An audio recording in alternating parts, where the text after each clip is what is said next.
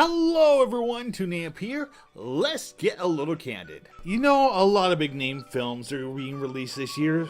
We got Batman vs. Superman, Civil War, Finding Dory, the list goes on and on. I mean, you also got Independence Day Insurrection or Resurrection or Retaliation or whatever the heck it's called.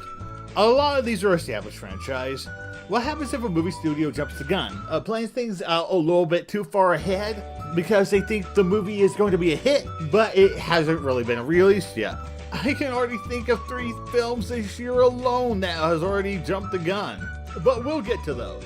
In the past couple years, there are 3 movies where studios have already jumped the gun, and it caused problems. The first one I can think of is John Carter. I didn't even know what the movie was when I first saw the commercial for this.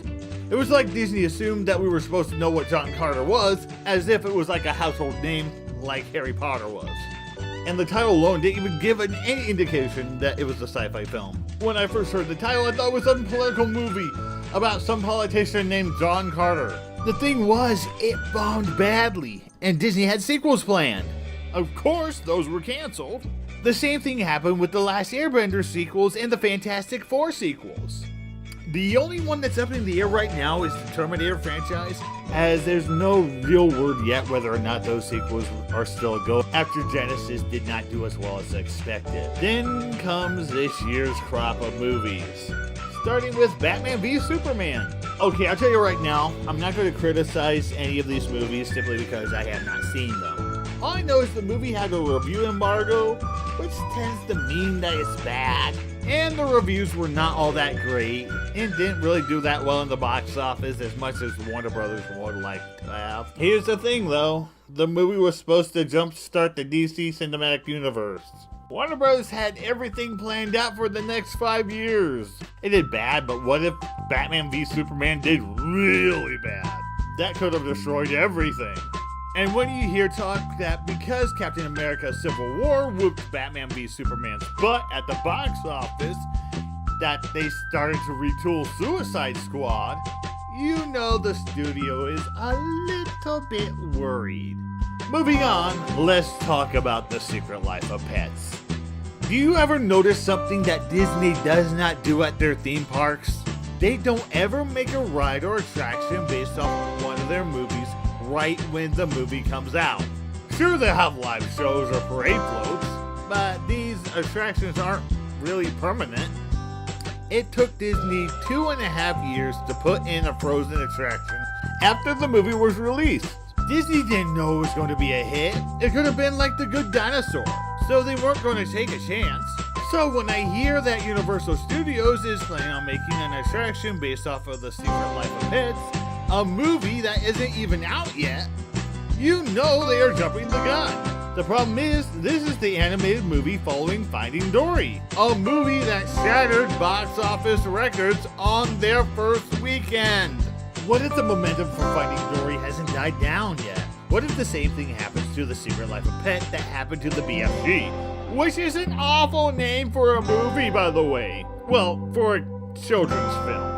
What if parents decide that one family film during the summer is enough? Movies are expensive for families. What if the movie ends up like Hop? Does Universal cancel the attraction? Or do they move on with it? At this point, who knows? That is a lot of what ifs. The movie could succeed, and Universal would be completely justified in capitalizing on it right away.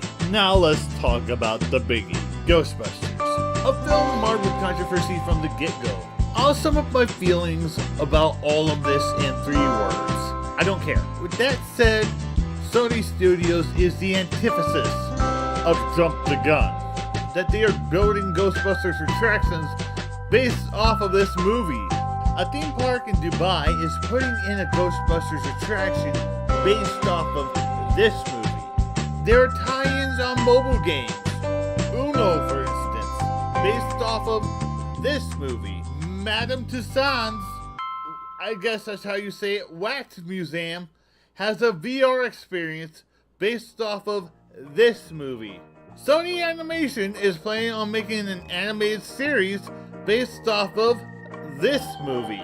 Sony Studios has a whole section of their movie lot dedicated to making a cinematic universe based off of this movie's universe. What will happen with all that if this movie fails? A lot of money, a lot of dedication was put into something that the studio thought was a sure thing. The studio thought that with using the Ghostbusters name, they could entice fans using nostalgia. But those are the fans who are the ones that are rejecting the movie, since it does not take place in the original Ghostbusters universe. These are the fans who want to see a continuation of the original series, not a reboot. I'm not going to talk about the main characters being women. I don't care. However, it would be nice for a passing of the torch scene with the original Ghostbusters, but whatever. But is this controversy, nostalgic fans' rejections, and others enough to make this movie bomb and kill everything Sony has planned? Hell if I know! All I know is this: that sure thing is now a question mark. I also know this: when I went to Walmart the other day, I noticed that they had two versions of the Ghostbusters toys. The male version and the female version. And I do know the male version is selling better than the female version. Unless Walmart has a big stock of the female version. We'll see if the movie helps push the toy sales of the female Ghostbusters. You shouldn't let other people tell you what you should and should not see. Be it reviewers, random people on the internet, myself, and others. The choice should be yours and yours alone. Do not let someone else ruin a chance for you to see a movie that you might actually enjoy. Is it okay for movie studios to jump the gun? Well, if the movie succeeds, yes. If they don't, then a lot of money would have been wasted. A lot of people could be out of a job. It really all depends. Heck, I could be jumping the gun with this commentary. In fact, to be honest, I wrote the script a few days before Secret Life of Pets came out. And as I'm recording it, I found out that it dominated the box office this weekend. So, yes, I've jumped the gun. Besides all that, if Ghostbusters bombs, Sony will probably do what they did with Spider-Man and the Smurfs. Reboot after reboot after reboot. I'm Toonamp. Thanks for watching.